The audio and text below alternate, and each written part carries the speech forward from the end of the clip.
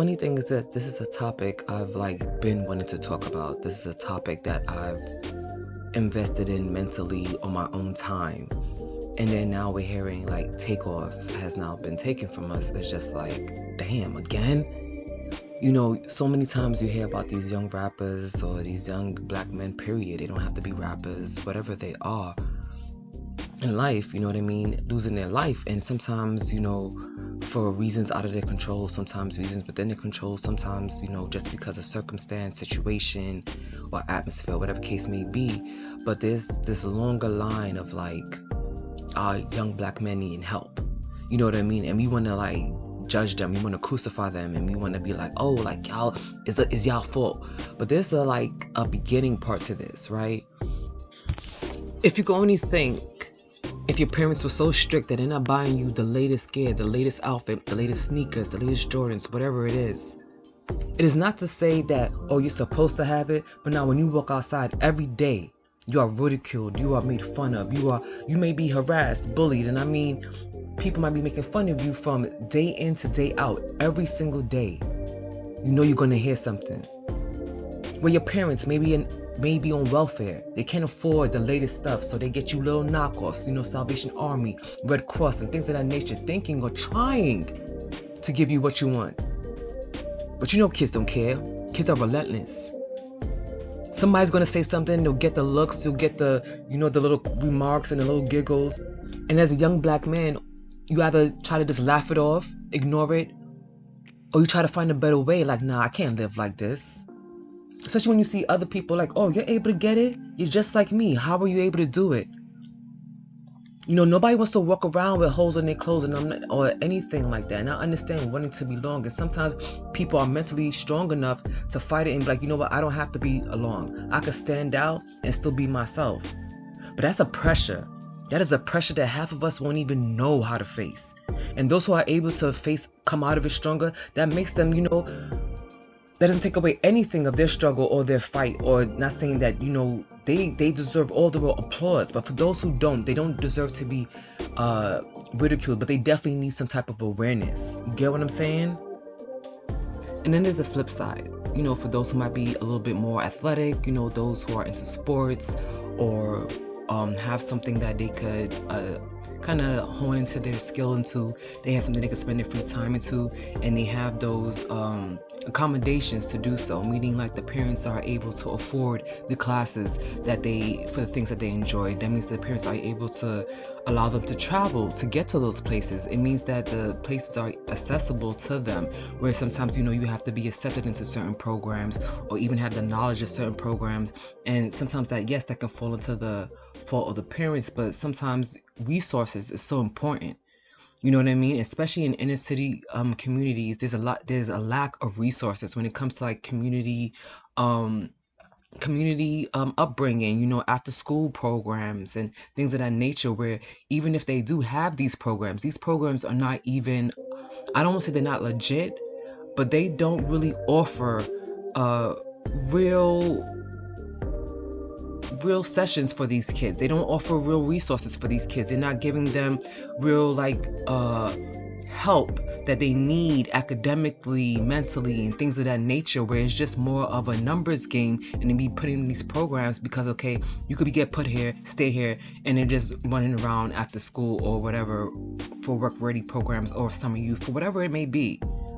So it's not to say that they need to go spend their time or find a hobby to go into. Sometimes it's not even that easy, and again, that's why it comes back to this bigger picture effect.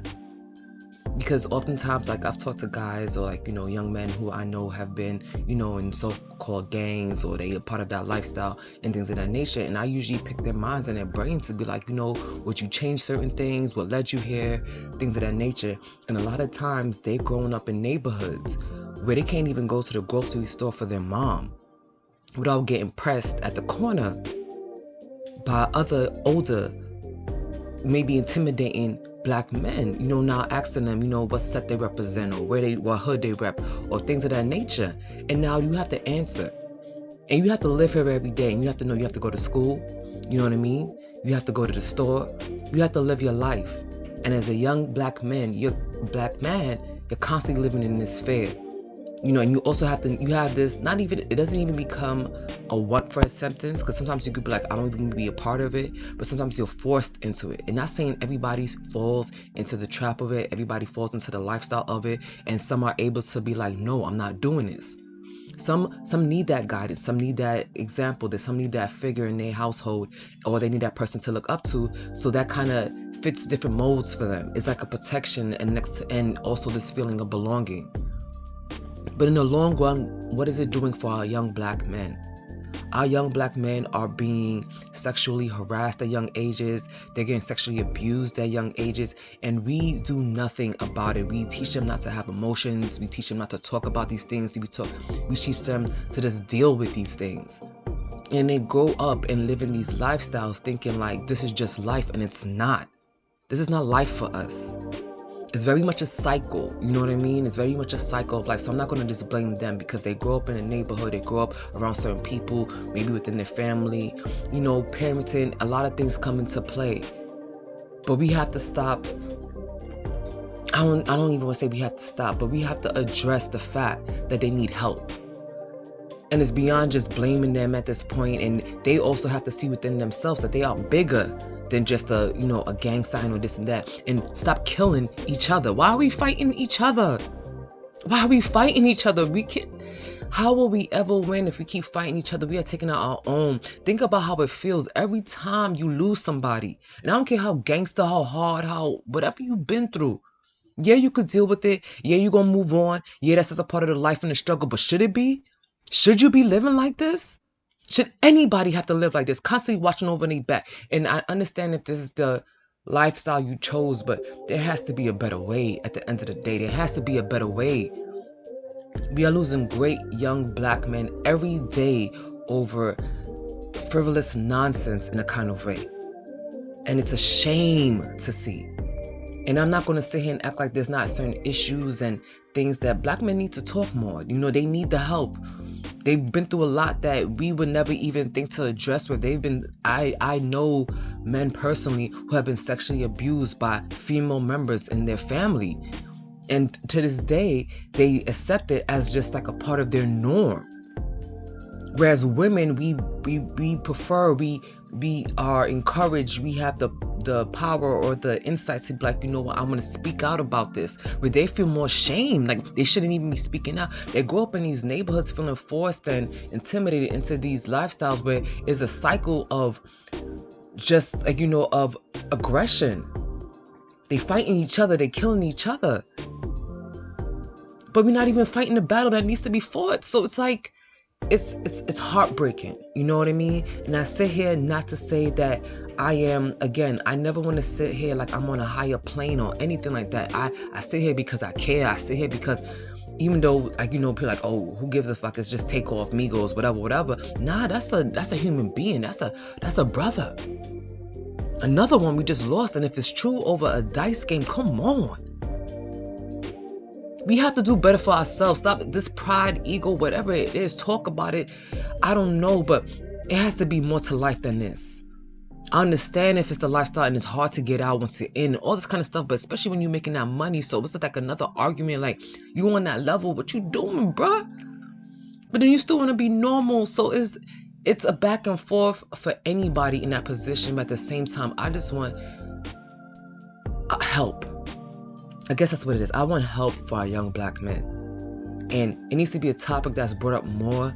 It needs to be a subject that's brought up more. It needs to be something that's done. Something needs to be done about it more.